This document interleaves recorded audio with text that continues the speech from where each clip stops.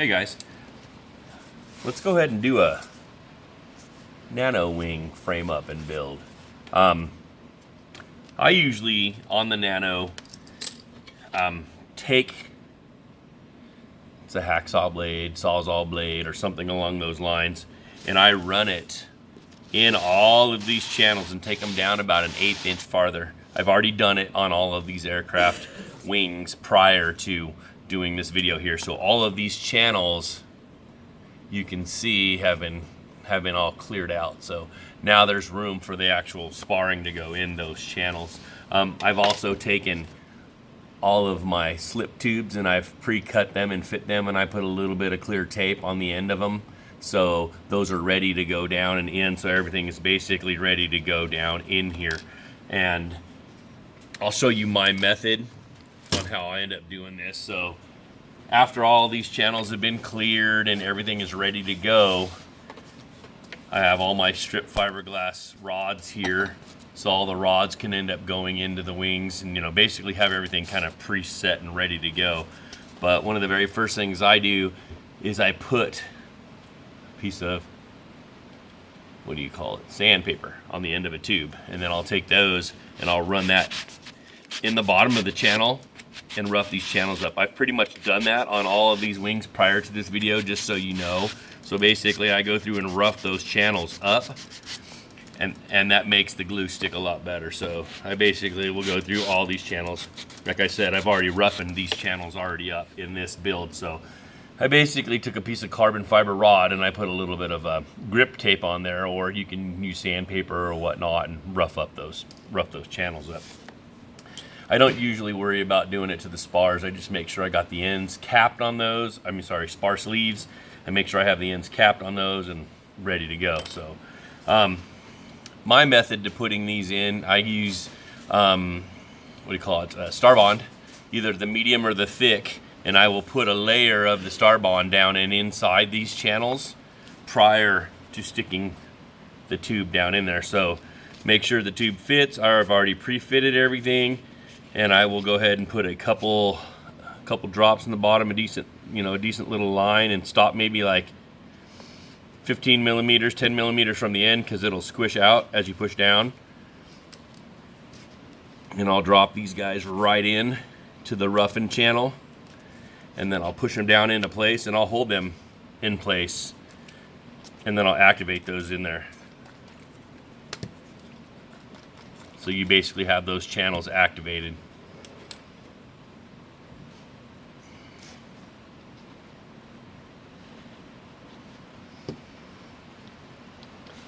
Those bad boys are put down on there. Hold them down so you don't get this glue all over your finger. Hold them in the bottom of the channel, and then spray your activator down in there and activate that in there. And that will basically kick that super glue so it stays bonded into the bottom of there. Once I end up putting those down in there, I will take a little bit of goop, and I'll add a couple dabs of goop in on top of the spar in a few places. It's like my goop's not wanting to cooperate there, so I'll put a little bit of goop in these channels.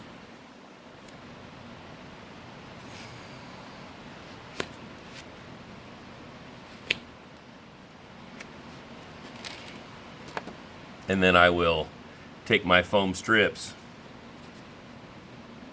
and actually I'm going to put a little bit of super glue in there too.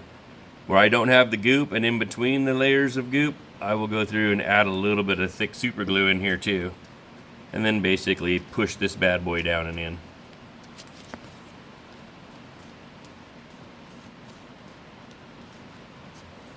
And any excess glue that looks like it might wants to go into the spar, I'll pull that out of there. So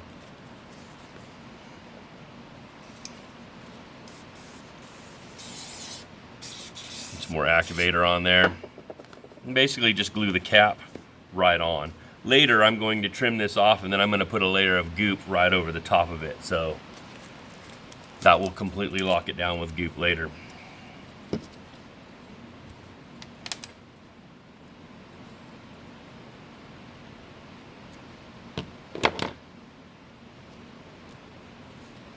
So I add a little bit of CA in there on the sides to hold this in.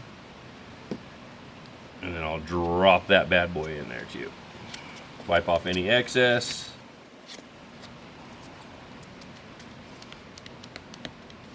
And then I will activate it.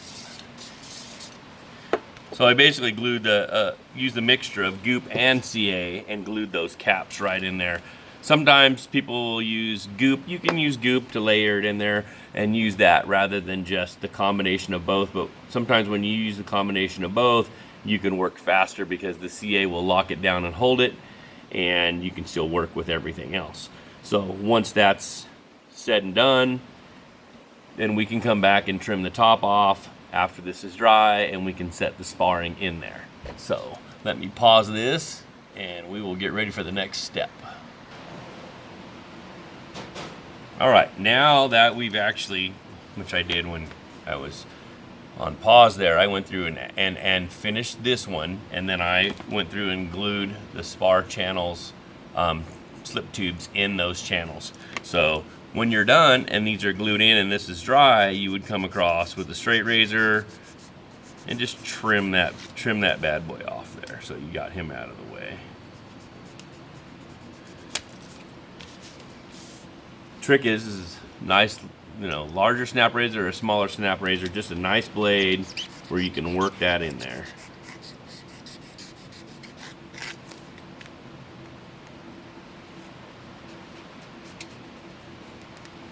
Boom.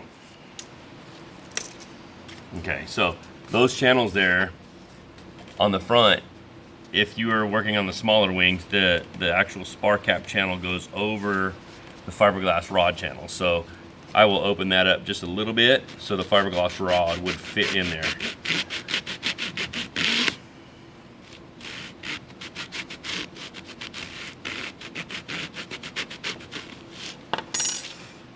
So take the rod, drop it into the channel.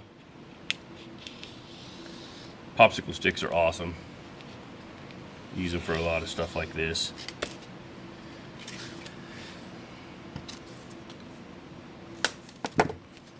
Now I'll take a look down that leading edge and make sure it looks nice and straight.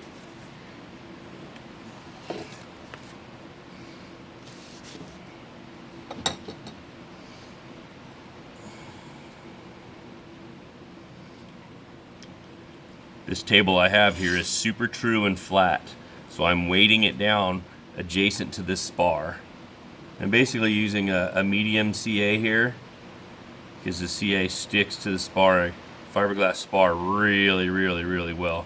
So I'm just putting a little tiny layer right on top of the spar. I've already cleared the channel out with the Sawzall blade, and the Sawzall blade opened up the pores, and now it's letting the super glue stick down and in there. So once it sits for a few seconds, I'll go through and activate, and that will make the CA get aggressive and get right down and into that. What I'll do is hold it like that so it's got a really nice straight edge, and then we'll activate it. So I'm basically pressing it right on the high part of the airfoil on a really flat surface. Before I glued it, I made sure it was super straight.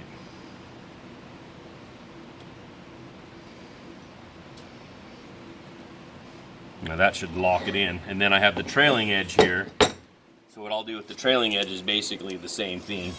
I do look at this prior to locking it down just to make sure it all looks nice and straight. But pretty much these airfoils looked pretty straight before I started, but if you find that the airfoil itself is a little bit tweaked or a little bit bent, take the airfoil and massage it back and forth both directions until you get it out. But the main trick is to have something good and solid to weight the area adjacent to the spar. And if you have something good and solid, once you lock that in and you have that weighted in when you lock it in, it locks everything in nice and straight. So again, put the spar in the channel. Boom. We'll go through and lock in some thick CA here, right on top of the spar. It'll wick itself right down into that channel. Boom.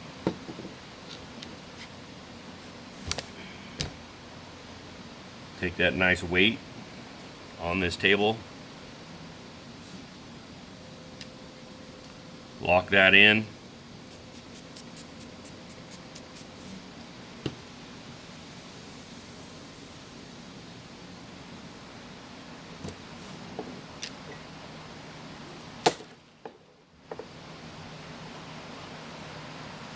If you want to get super crazy, you can.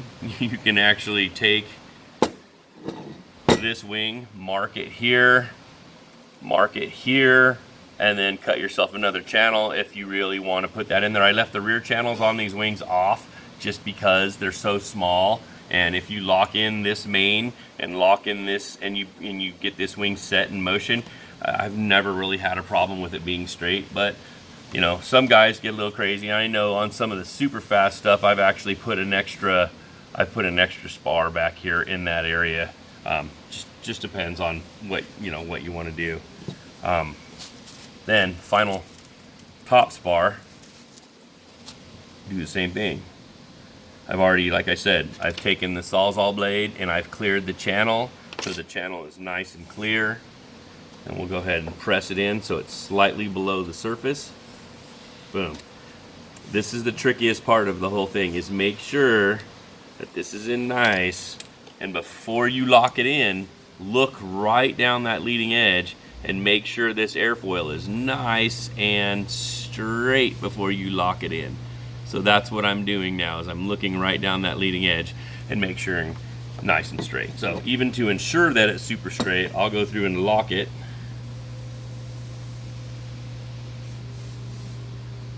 Some super glue here.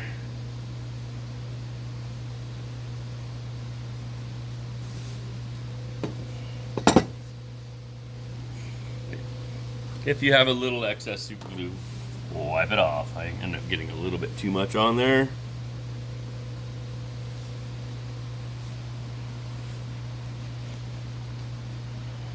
Lock it down, nice and straight.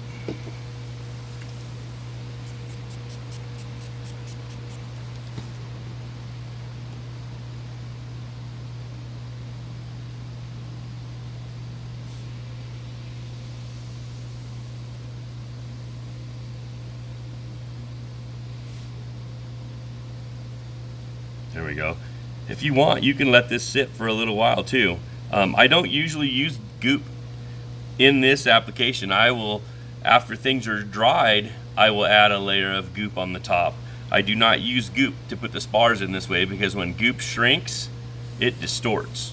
So if you put these in with goop and you're not careful, you can actually tweak and distort your airfoil. I use super glue because it does not have a major shrink factor and does not distort airfoil. So I'm very careful with goop because I've had goop mess up a lot of things. So I'm all about the thick CA, especially on this stuff. I mean, that's a super, super, super light way to do it. And what I'll do now is, look at that, it needs a little bit of a sanding. I have a little foam sanding block here. I'll take that foam sanding block, knock down any sharp CA nodules that maybe came up. Boom, boom, boom, boom, boom. Run that down in the CA channel. Knock it down a little bit.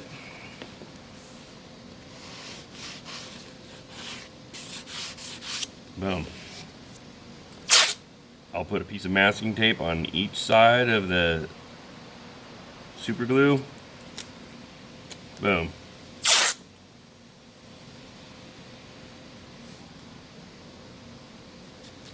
Now, what's nice is I have a protector on there for the goop. So it doesn't let me get it all over the airframe. So I'll go through and put one nice layer of goop on there. I'll lick my finger and rub that in smooth, and while it's still super wet, I pull the tape off. And now you got a beautiful, super thin layer of goop right on the top of that spar. So you have the best of both worlds. You got the CA down in the channel, and then you got a goop cap. And what's nice about the goop cap is if you do laminate, the film will stick to it really well. Plus, it gives you a really nice secondary layer of adhesion of a flexible, super strong glue on top of the spar. So now your spar is double glued in.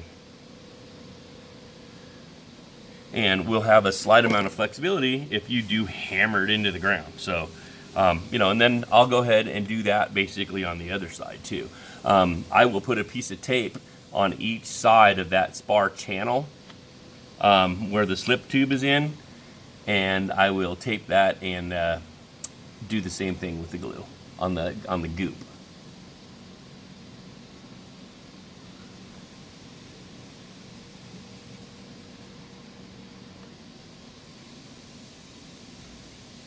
All right, now I have the bottom of the wing done. So you can see that I have the, you know, the area around the spars taped off.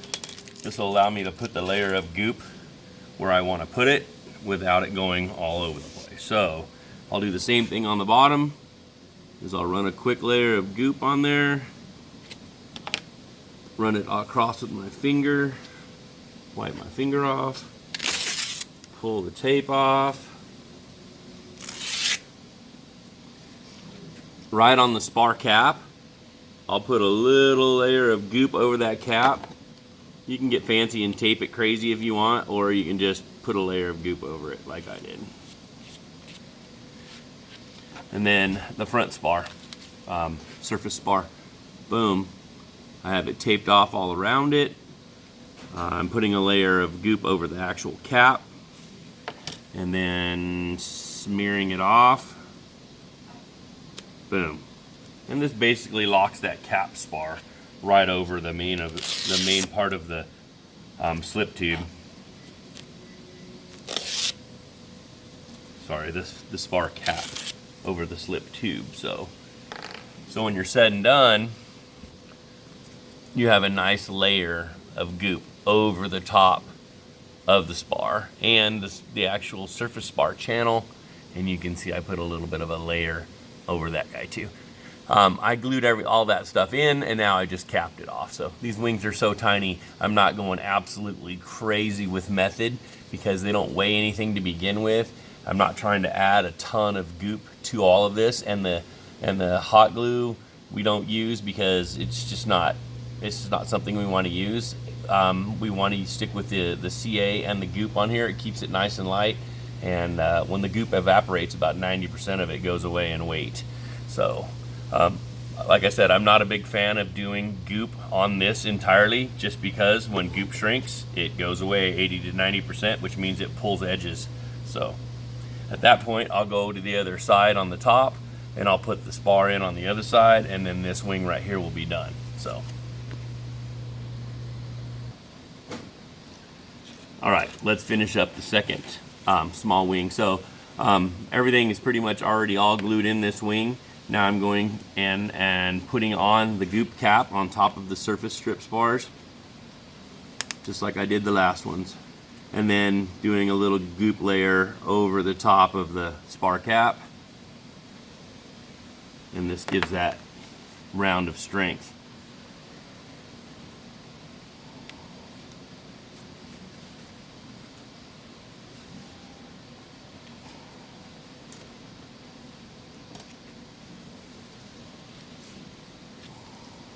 So, and the trick is to pull these off while it's still nice and wet, because the goop will flow out and smooth out as it shrinks.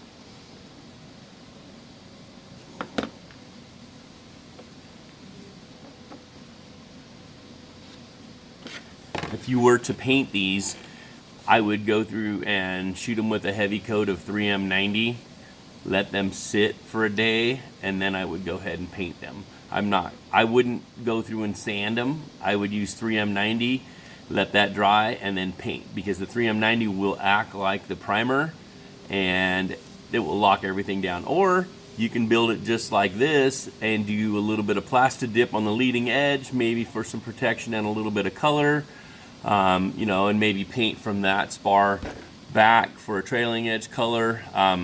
It's up to you. But if I was going to laminate it, I would be 3M90ing it at least. And if you want color, then I would go 3M90, and then I would go Rust-Oleum 2 times double covered gloss, and then I would go ahead and laminate. And I would pre-shrink the laminated film with a heat to make it clear before I actually put it down. A lot of times on this part of the aircraft where you actually have the Velcro, I will extend the Velcro on these maybe a ½ inch farther, and then I actually glue the Velcro on the wing with a piece, with a little bit of hot glue, and then I'll add a little hot glue on the top and then laminate a patch right over it so it holds that actual Velcro directly in place. And then I will go ahead and make a larger patch on the fuselage, and that, for that piece of Velcro to be longer and actually land a longer piece of Velcro on the fuselage. These are a few things that we've actually changed up over the years after, seeing that some people want a little bit more Velcro on the wing. So there's so many different ways to do it these days, but when I do the fuselage, I will go over that with you, and I will show you some of the modifications on there.